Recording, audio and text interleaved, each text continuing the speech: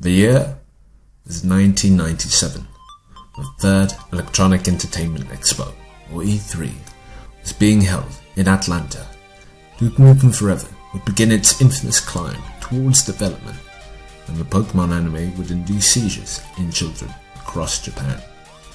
But most memorably would be the release of 3 games: GoldenEye 007, a first-person shooter; Final Fantasy VII, a JRPG; and Castlevania Symphony of the Night, a side-scrolling action game.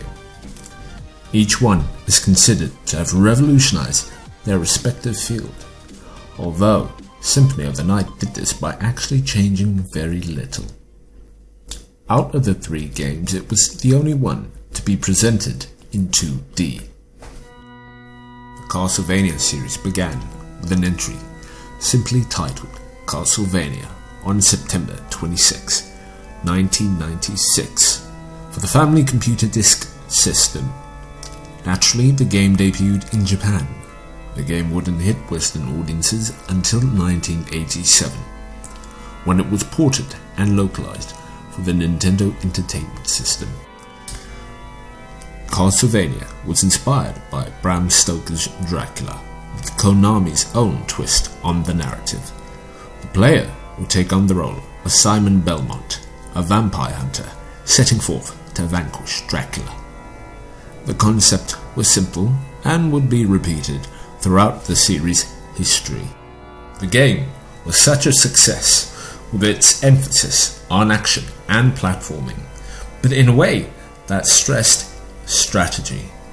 The game had become the template and bar for 2D action-adventure games. Konami wasted no time in spawning a franchise from it. The next games would come to offer more of the familiar breed of gameplay. Not all were revered, some even considered black sheep. Nevertheless, they were all strong enough to keep the series alive. But it would be almost a whole decade before the series really reached its magnum opus. During the mid to late 90s, the video game industry was entering its 5th generation, and the transition was a steady one, easing away from the 2-dimensional realm of the SNES to the 3-dimensional polygons of the PlayStation and Nintendo 64. Although that didn't mean the standards of the games remained intact, where series such as Zelda and Mario proved to do even better on the new consoles.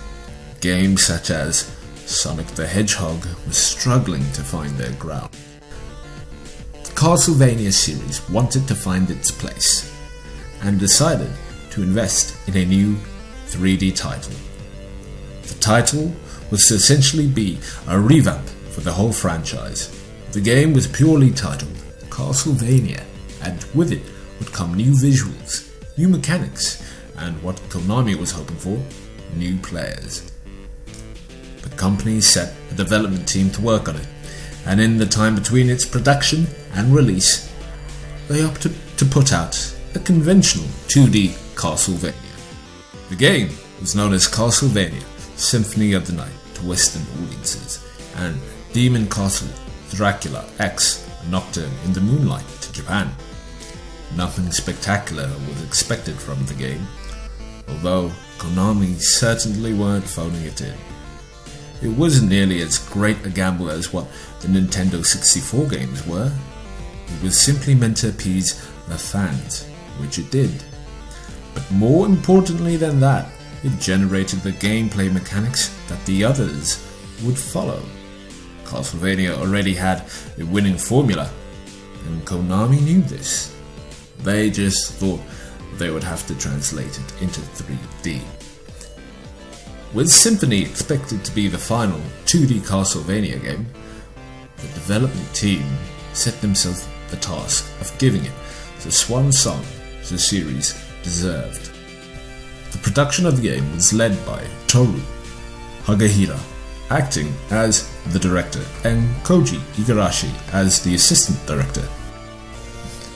Igarashi is said to have had the greatest creative influence behind the game.